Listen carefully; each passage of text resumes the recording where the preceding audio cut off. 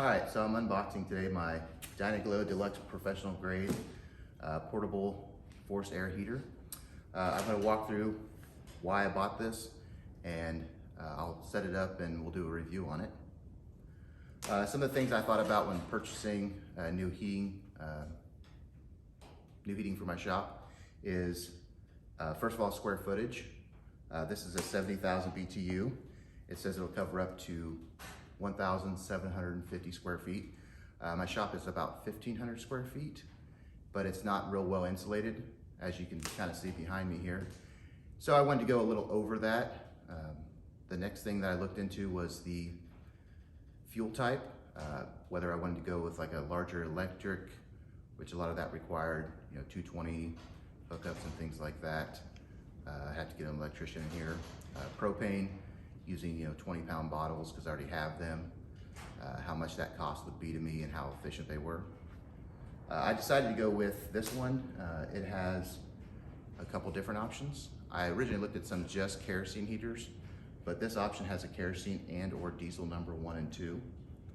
It does also have a fuel oil number 1 and 2 and a Jet A or JP8 fuel. I'm not as familiar with those. I won't be using those myself. I will look into them to see if there's some good information on them and see if something I might be able to use at a reasonable cost. So mostly I'll be using diesel and then kerosene. Right now I can get diesel at it's about half the cost of kerosene right now, so that's kind of why I decided to go with this.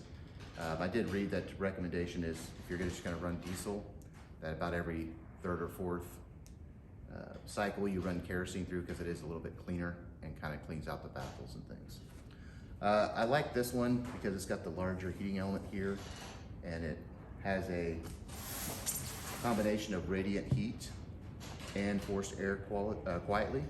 So my understanding is it's a little bit quieter, and it also will project out, as you can see here in the picture. Instead of just keeping your legs warm like some of the other forced air heaters, it actually has a radiant, so it will cover your whole body and keep you warm. I'm going to go ahead. Oh, also, this does require a plug-in, just a 110, and it runs at about 1,500 watts.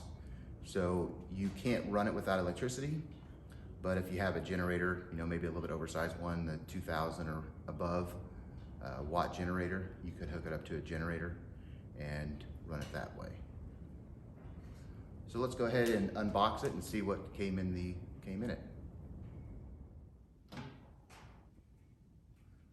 Okay, so I've unboxed it.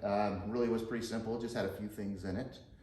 Heat shield here you've got to put on, handle for the top, and just a Phillips head screwdriver is all you're going to need.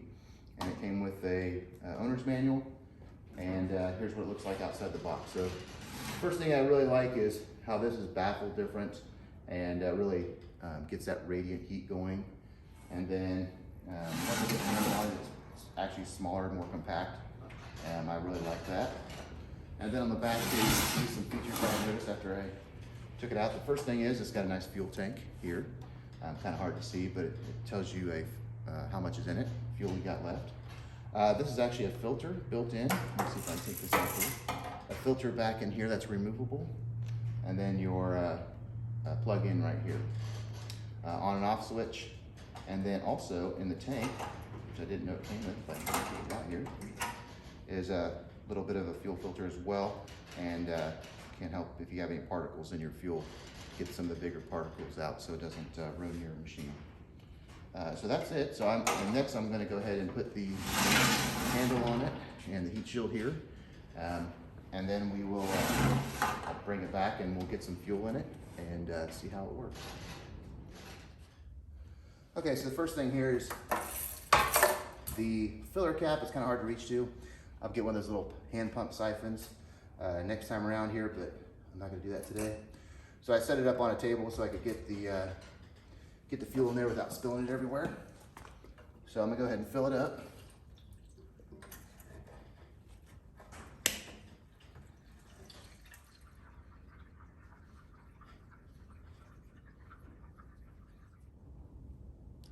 All right, so I've got it filled up with diesel fuel. Got a nice heavy duty extension cord here. I'm gonna plug it in for the first time, and then all you have to do is turn it on, and we'll see what kind of noise this puts out.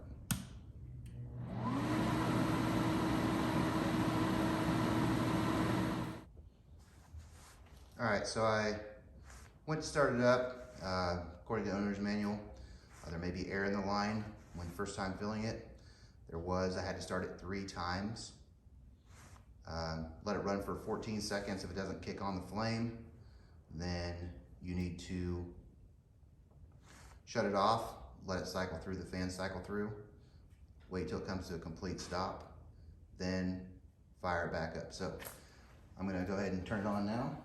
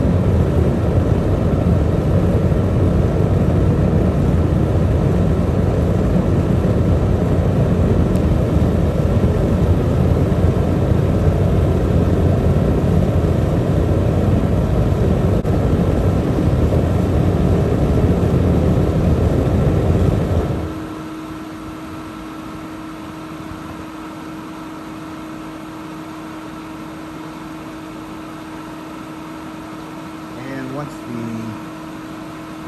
flame shut off, it will run for 5 additional minutes. Make sure everything's good and out of there, and then you can unplug it or move it after it shuts off completely. All right, so you guys see me unbox it in use. I really like it. It's gonna keep me warm this winter, and so I keep bringing you videos. It's something you randomly like too. If you have any questions, drop them in the comments. Don't forget to like and subscribe, and make sure that you read your owner's manual thoroughly so that you can operate it accordingly. Thanks a lot.